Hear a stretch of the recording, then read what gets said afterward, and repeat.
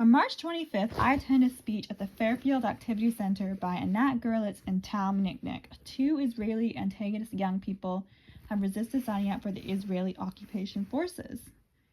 The discussion is part of a tour they have done across Canada where they can hopefully get some more support to end the war in Gaza.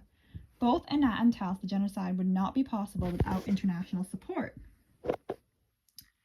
Both strongly agree that the United States and Canada should stop sending weapons to Israel, and even had a poster behind them which read "End the Arms Embargo." They also mentioned they both believe that sanctions are a good way to lessen the violence in Israel.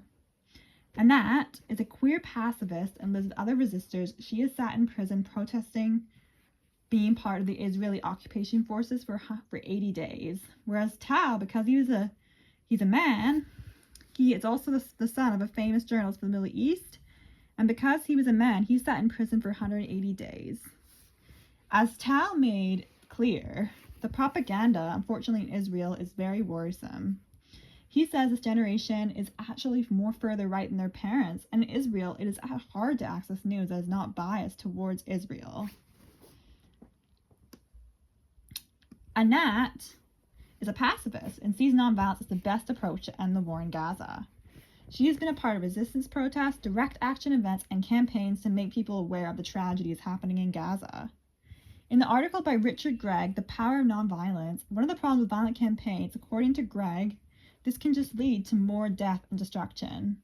As Richard says, the power of nonviolence is that humans can create a new civilization by uniting together and using the creativity to hopefully accomplish social change, transformative change, or sometimes even if it takes a while, transformative change. This is in contrast that Richard really makes it clear that usually happens when people are ruled by fear. And it also assumes that humans are not capable of organization. Thus, they can only turn to violence, and it's the only option. This actually ties to Nat's view that nonviolence is the best solution to end the genocide in Gaza. And Nat really mentioned that the best way to change the Israeli people's minds is for Israelis and Palestinians to do activities and events together. Anat and Tal both agree with Gregg's view that violence can just lead to one group overpowering the other group. And, as Gregg says, this can mean that violent, tyrannical regimes are often replaced by even worse regimes that are more violent. In Tele-Integral Violence, he speaks about the importance of constructive programs, and Nat says one of the most effective ways to change Israelis' minds is to do activities with Palestinians. This is the idea of a constructive program because it's supposed to demonstrate how wrong the status quo and institutions are. And this is especially true in Israel, where there is a heavy propaganda campaign against Palestinians. As Anat says, one of the best experiences she has had was making friends with Palestinians when she was 17. Constructive programs can also teach people how to work as a team and can teach leadership skills.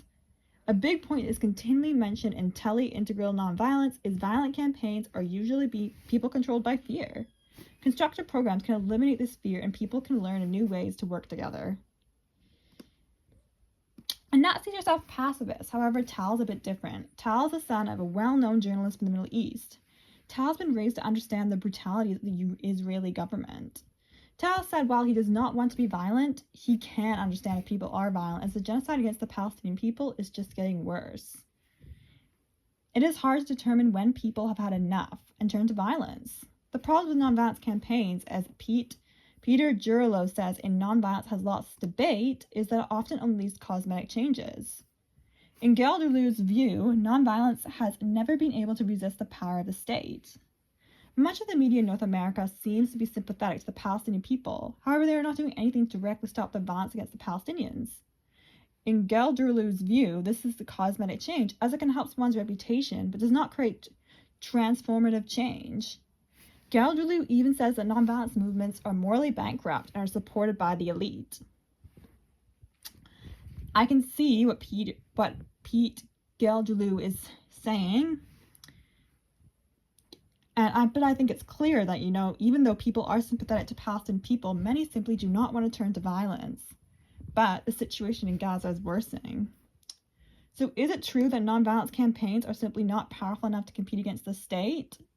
In my view, it's a very complicated situation, as even though I'd hypothetically somewhat support an Israeli campaign with Palestinian people against the Israeli government, I would also be concerned it would just create a bigger conflict and more problems. But, in history, we have seen success and failure when violence is used to end conflicts. So it's really difficult to determine what the right answer is, as the genocide in Palestine is just getting worse. And even with international outcry and outrage, there has to be some other ways. See, the current situation in Palestine does not seem to be improving. The situation in Palestine is more complicated and Tal and I did briefly touch upon the state or one-state solution or two-state solution. However, currently their present goal is just to stop the horrible violence against the Palestinian people.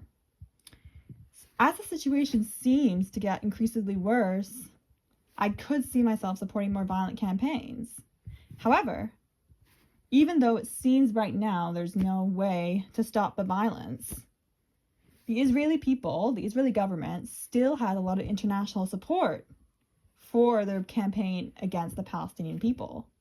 They still get their weapons from the United States and Canada, which is why in the speech they had a protester saying, "End the arms embargo."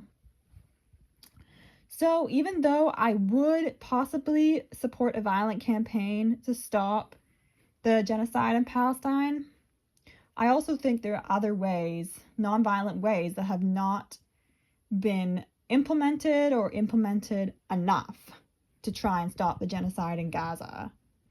I mean, corporations could get involved by putting on strikes. What other thing is it could be just like national school-wide protests. There is other ways to try and end the situation in Gaza before we turn to violence.